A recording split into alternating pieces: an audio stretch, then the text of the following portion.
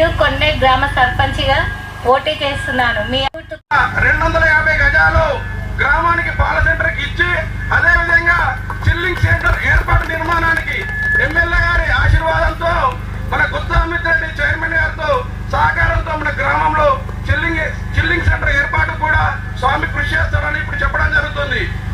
అదేవిధంగా గ్రామంలో అనేక మెంబర్లను గెలిపించి మీరు బ్యాట్ గుర్తును గెలిపించి మీకు కోరికలు అన్ని నేను మాది జెడ్పీటీసీగా ఉన్నప్పుడు చెరువు అయితేంది, శివాలయం అయితేంది, స్కూల్ అయితేంది, 10th క్లాస్ సెంటర్ అయితేంది, ఎన్నో అభివృద్ధి పనులు చేశాను. గ్రామాన్ని అభివృద్ధి చేయాలంటే మీరు అమూల్యమైన ఓటును బ్యాటు గుర్తుకు ఓటేసి మెజార్టీతో నేను బ్యాటు గుర్తును గెలిపించి కొన్ని గ్రామ సర్పంచిగా ఎన్నుకోవాలని కోరుకుంటూ జై తెలంగాణ, జై తెలంగాణ, జై తెలంగాణ.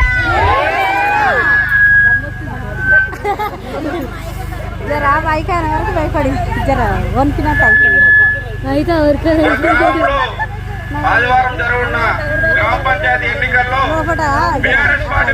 అదేవిధంగా ఇక్కడ మనం ఉన్న దగ్గర కొన్నేటు బంధువుల బీటీ రోడ్ కూడా స్వప్న సాగర్ గారు వేశారు.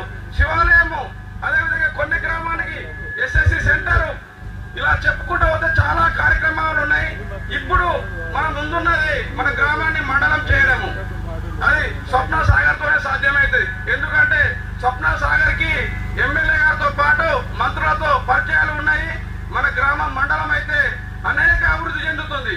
అదేవిధంగా మన గ్రామంలో ఉన్న కొన్నేటు పుల్లగూడెం రోడ్డు, ఆ రైతులు, అదేవిధంగా కొత్తకుటవే రోడ్డు చాలా ఇబ్బంది అవుతుంది. ఎందుకంటే వర్షం పడి వాగిపోతుంది. అంటే మన పొద్దున్న లేస్తే రైతులు బావి దగ్గర వాళ్ళ అకుంఠ దీక్షతో